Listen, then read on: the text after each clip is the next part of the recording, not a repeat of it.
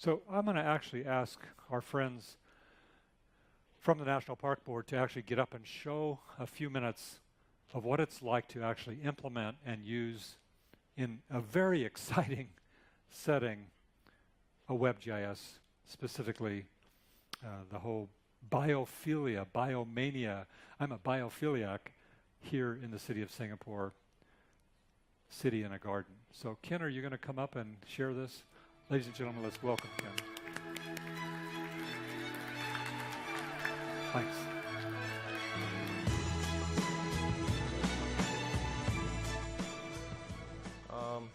First, I'd like to thank Jack for giving that wonderful introduction that really sets the tone and the context to my presentation and sharing. And definitely a big thank you to Leslie and Thomas for inviting me and therefore the National Parks Board to share what we've been doing.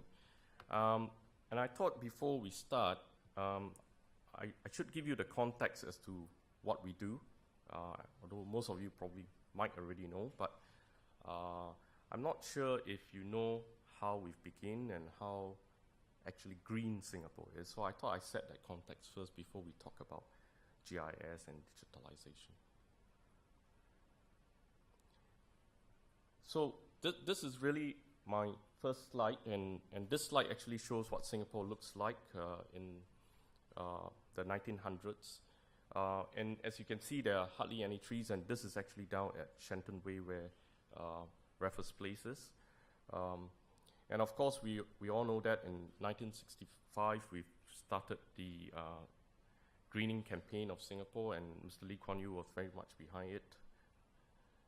And this is actually the tree he's planted. It's a beautiful tree. It's I like to call this the owl cherry blossom. It's actually a Cractoxylum formosum. And when it gets into a bit of a drought, it drops all its leaves, and out comes all the flowers. And that's really the beginning for us. And in the last more than 50 years, of course, we've been greening Singapore, and a lot of it is through innovation. It's through how we try and adapt and how we keep going and persisting. And there's a lot of determination that's gone into it. So innovation is really very much part of our DNA, if you like to say, and this is what we've been doing and we continue to do. So over more than 50 years now, I think we're blessed with the fact that we still have our nature reserves, which is really the core of what we call City in the Garden. And you can see here, that's an aerial picture of the nature reserves. It's wonderful. It looks like almost like a broccoli, and that's how you know it's a Dithrocarp forest. It's very unique and dominant to us. So more than about 3,000 over hectares. And linked to that, of course, is an urban matrix, urban landscape matrix that we have greened up. Today, the National Parks Board actually manages 6 million trees, of which 2 million of the trees actually occurs in urban areas. And we are obsessed with greening, and everywhere and wherever we have a chance, we'll put a tree on. And that's what we do. And the idea really is, as what our vision is, it's really when you're in Singapore, wherever you are, you feel like you're in a garden, even if you're on an MRT train. And of course, all the streets and the roads where we have got trees, and the trees grow, and a lot of it are generally quite mature now. And in that matrix of green streetscape, verdant streetscapes, are parks. We manage about 350 gardens and parks. That's the Singapore Botanic Gardens. And there's a wide range. You have the Fort Canning Park, which is, if you've not been there, it's rich in history, and it's one of our key heritage pieces. Of course, regional parks in the neighborhood, and this one's Ang Mo Kio Bishan. Next. And we've started to link all our parks together, so today we have more than 300 kilometers of park connectors, and some of that park connectors, next, has enlarged into a network of what I call ecological green. So a lot of our streetscapes are now intensified in greenery, into what we call nature ways. And the idea is really to now put in place a forest structure within the city to replicate what we have in the rainforest. And that does not stay just at the street level, it's actually going into the buildings. And I think Singapore is today one of the top cities in the world with the largest area of sky-rise greenery, as well as vertical green. And we've moved from greenery into trying to nurture communities, and for us what's very important, it's programming and activities and education. And that active programming actually translates eventually down to communities, ownership and stewardship. And that's what we do in a very nutshell. Next. So this is a Singapore I know, and this is what City in the Garden is to a lot of us. And you see how urban infrastructure is nested within a forest structure, a forest landscape, an urban forest landscape. Then the question for us is, how do we bring this forward?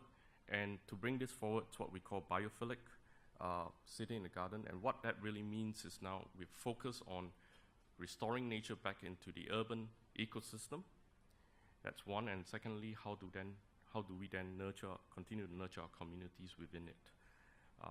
And for us, when we started to look at how we would do this, we also realized that as we transit and as we look into the development of urban ecosystems, we've now got to develop an ecosystem of data that we can share, interconnect, and essentially analyze so that we could better enhance the effectiveness of our planning and our operations. So what you see on this next slide is a digitalization work stream that we've undertaken over the last 5-6 years. We've gone and literally went through everything we do and digitalized from greenery management right through to corporate and industry development. Next. And supporting that is a framework where we believe that everything starts from a map. And that's a very powerful thing for us because for us, in an organization like ours, we just needed one simple goal, and that one simple goal was we put everything down on a map. And once you start putting everything down on a map, you are able to then actually start to share and interconnect and try to pool that data together. And we realized that we've got a lot of data, a lot of very good data that we could do. So this slide essentially shows that framework. And right down at the bottom, of course, it's a map-based platform, a GIS system that actually where we build everything on. Next. And so in the last 5 years, we've moved and we've built what we call Maven, and Maven is our common GIS platform. And from Maven, there are several other platforms which actually then also link back to Maven. And it's a platform that we've used to actually capture the whole range of our planning and operational needs, right through from there. Next slide. So these are all the different layers. So right through from having vegetation maps. For a long time we had vegetation maps, but they were not digitalized, and we've got them now on Maven through the years. Go back first. And all that layers then start to build up from biodiversity to tree inspection, risk management, feedback, and there are a whole suite of other layers that I've not put on the slide there, but it's gradually been built up. Now I just want to give you a bit of a snapshot of what Maven looks like. Next slide. So the slide you see here is a zoom in of Maven of where our vegetation map. So assuming here today you've got some time and you want to know over the weekend, right, where's the nearest natural forest that you can find in this part of Singapore, you go onto this vegetation map and you see there that's in red, that's Pulau Ubin, an offshore island, and that's our largest patch of mangroves, actually. For those who don't know what mangroves look like, next. There. All right, that's how mangroves look like. All right, there are nice boardwalks around there. So that's one thing that Maven does now. We've mapped the whole of Singapore right down to knowing what vegetations are actually on every 1 by 1 square kilometer of Singapore. Next. And of course, we are big into trees, and we've geotagged all our urban trees. So we've got every tree has an ID, a that's linked to location. And that is all in Maven and packed to the geolocation or geotag of the trees, its inspection records, its health records, and who actually maintains it. Next. So if you look at where we are now, this is the expo. On that road along the expo, if you're interested to know what that tree is on that main road, you could go into Maven, or for you, my officers will go to Maven, I'll go Maven, but you can actually go onto trees.sg, which I'll talk a little bit better later, and you can actually tell what tree it is, right? And so for us, every tree is geotag, and when you click onto on Maven, when you click onto the data of the tree, you actually see the physical data of the tree, what tree it is, and you've got its inspection. So for this particular tree, along the road here, it was last inspected on 19th January this year, all right? And actually, if you go deeper into it, you can then have the full suite record of that tree. Next. And for management, actually, this is also very good because if I want to know who's maintaining the tree, I go into another selection and layer, and I know exactly which officer is actually maintaining the tree. So when people write an email to me and say, you know, I've got a problem with a tree along this road and it has not been inspected, I could reply back in a minute, and usually they're quite impressed. Say, how is it I'm able to do that? And yeah, so this sits now on my iPad, and it also sits on my desktop, and I've got access to it real time. Next. Now, so we've built layers, right? So we've built layers, trees, and then we've got parks, and if you want to know what's the largest park around here in Singapore, in the northeastern side, that's Pasir Ris Park here, you get it out of the park layer. And again, you've got information as to who's maintaining and some of the statistics of the park. Next. Now, and assuming if you have a bit more time this weekend, other than going to Pulau Ubin, and when you're at Pulau Ubin, you might come across this wonderful bird. It's called the Oriental Pied Hornbill. It went extinct in Singapore in the early 1900s, but we were fortunate because in '94 we had a pair that came back to Pulau Ubin. Next. And then we had a wonderful species recovery plan using artificial nest boxes. And today, you get, if you go to Pasir Ris Park, you get a full tree of hornbills like this. And as part of our biodiversity conservation, we've actually mapped sightings, and we've got good data distribution of the biodiversity. So for the hornbills, for example, you could go into Maven, pull out the biodiversity layer, and in the northeastern sector, you can see that actually a lot of that sightings are up in Pulau Ubin where it first occurred, but they have now moved to the mainland, and this is quite a stronghold. Likewise, up here, this is actually around Changi Village, and those are two very good strongholds of the Oriental Pied Hornbills. Thanks. So for us, everything starts with a map.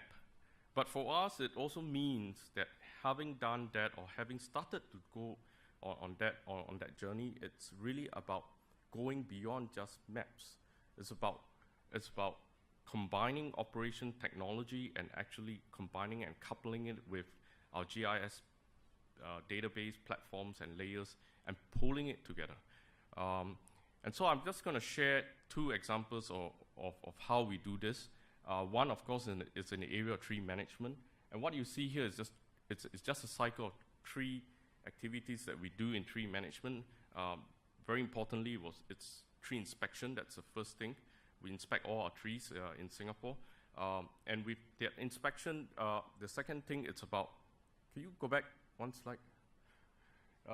The second thing, other than inspection, is about tree analytics, about trying to understand tree behavior and structural behavior of trees. And finally, it's about maintenance and looping it back then to inspection again. So I'm just going to give you a bit of an overview of the kind of applications we've put together and we've been rolling out just in this area. Next. So as I mentioned before, the first thing was geotagging our trees, and it's a tree registry, if you like. We've got an inventory. Our staff that actually manages our trees or have it on their iPads, and they go out and they do the tree inspections. Next. Right. So everybody, you know, in the past when we would inspect a tree, we would record down on an inspection checklist of the health of the tree and what we would do. And now everything it's keyed into the GIS platform on an iPad in the field, right? So that the data could then be easily extracted and easily analyzed later. Next.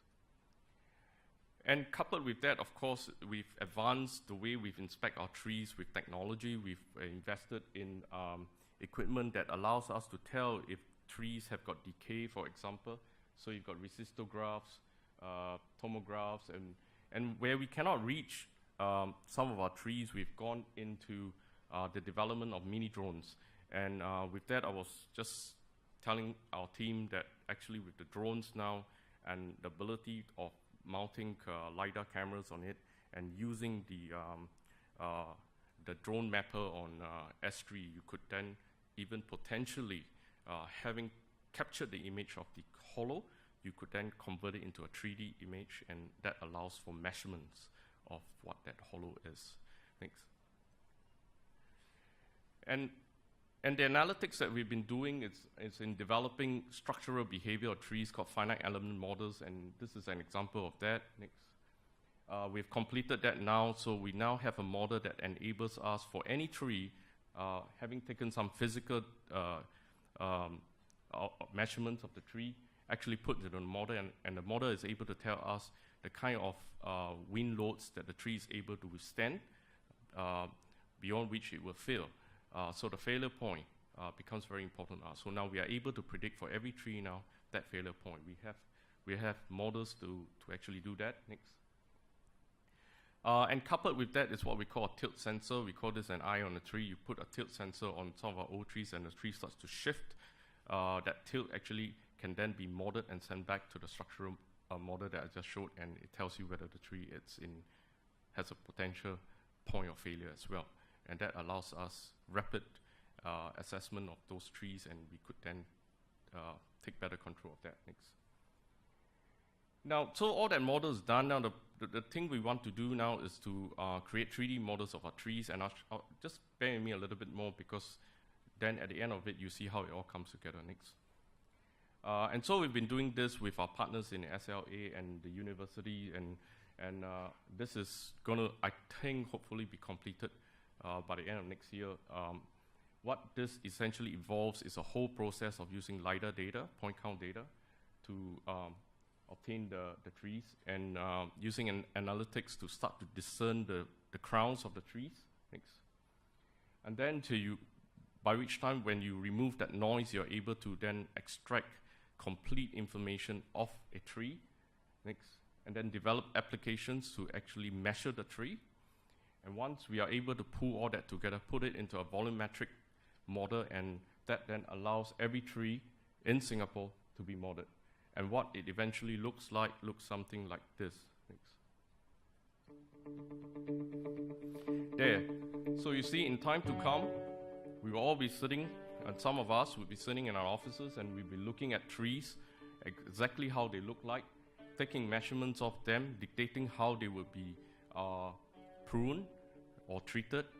And the models I've shown you earlier could be applied across all trees, creating baseline information and allowing for more strategic planning of how we manage some of our trees.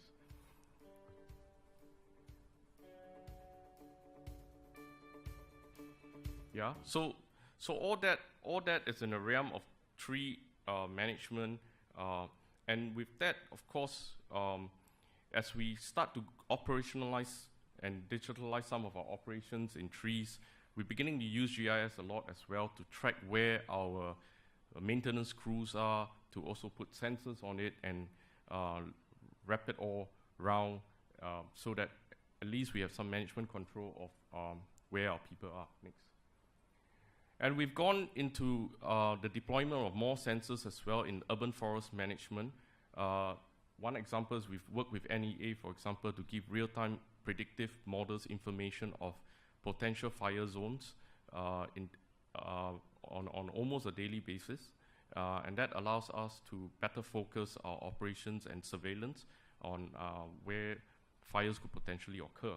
And for us, where fires can occur, and potentially become difficult for us would be in the nature reserves. And in the past, we would put a person up on a tower and actually survey the forest. It's very time consuming, very labor intensive. So we've developed a sensor now, a camera that's able to actually detect smoke and actually enable us to, and alert us to a fire. Thanks. So you see this is a pilot that we've done, and where the smoke has actually occurred, actually the camera is able to actually pick that up, and the camera is autonomous. So in other words, you don't need to man, it's an unmanned camera, so you don't need to man that up. Thanks. Trees.sg, if you have not gone into trees.sg, you can go into trees.sg. It's live on the web, and what this does is that whatever our guys see on Maven actually is mirrored now for the public, and you can choose your favorite tree and write the tree a love letter. Next. Just very quickly, I just got a few more slides on biodiversity. I know the time's up, but I thought I'd like to just quickly share this because this is one of the key pieces that we've done over the last 5 years. For biodiversity, you know, we are in the tropics. So Singapore probably has more biodiversity as a city than most other cities in the world, right? And for us in managing biodiversity or biodiversity conservation, the first thing is you've got to know what you have. So a lot of effort's been put into developing sensors. Next. Sensors to track our birds, to be able to survey them. And one of the things we've been doing is actually tagging some of our migratory birds, and we've got satellite trackers on some of our birds, and you can actually see real time where the bird's gone, and some have gone to China and back in 6 days. It's quite interesting. Thanks. Thanks. Right. So with the advent of technology, we've now been deploying video cameras. On the left, you see the porcupines, and that's a lesser mouse deer. Those are things that those are animals that would be very, very difficult to otherwise survey, let alone actually catch sight of them. Thanks. That's a pangolin. That's actually near the Ecolink. A civet cat on the right. Thanks. And we've gone into using night vision equipment. And this is thermal. The one on the left shows your Sunda Kologo. The one on the right is the slow loris. Again, nocturnal animals, very difficult to spot. But now with the use of thermal goggles, infrared goggles, we are able to actually detect the animals. Next. And for us, knowing where the animals are one thing, but we need to know how they move, and in a city like this becomes very important. So we've been using GIS and list resistance pathway modeling on GIS together with our partners in the URA to develop where ecological corridors are and how they actually connect. Next. And likewise, we've deployed what we call agent-based modeling, and agent-based modeling was instrumental in us identifying Sisters Island as our first marine park. And from there, we know that the currents are emitting out of Sisters Island, and that's where it's all very red, and actually that's where propagules would best be dispersed from as a source. And those red color actually reflects where the highest intensity or density of propagules are. Next. And of course, we are big into citizen science. We've harnessed the help of the community to actually survey, to actually detect animals. So anyone can take a photograph and actually post it onto our BioAtlas, which is an app, and that at the back end goes onto a GIS system. We harness all that information, and that information goes into eventually what we hope to see as a citizen-led atlas of biodiversity in Singapore. Thanks. And this really is my last slide, and I just want to say that I think the last 5 years has been an incredible journey for us in trying to first bring together spatial information and data and couple that with modeling and operational technology. And that really has, in a way, brought forth the science in our work, which is extremely important in today's context when you manage cities and urban ecosystems. And I always like to say that if a gardener can do this, so can you, because you guys are much smarter than us.